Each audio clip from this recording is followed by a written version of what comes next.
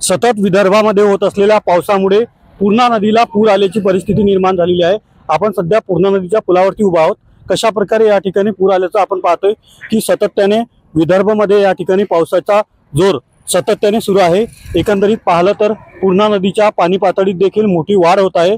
त्यामुळे पूर्णा नदीचं पात्र या ठिकाणी अथंग भरलेलं आहे। मुसाडून या ठिकाणी पूर्णा नदी वाहत आहे। तर दुसरीकडे पाहिलं तर हातनूर धरणाच्या पाणलोट क्षेत्रातही सातत्याने पाण्याची आवक वाढत आहे।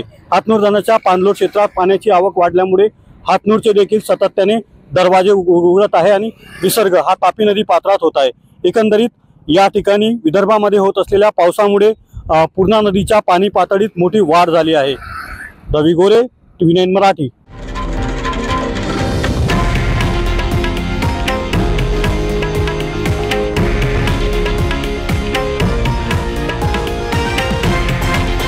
हे आहे देशातील नंबर 1 न्यूज नेटवर्क आणि आपण पाहत आहात TV9 मराठी, एकमेव।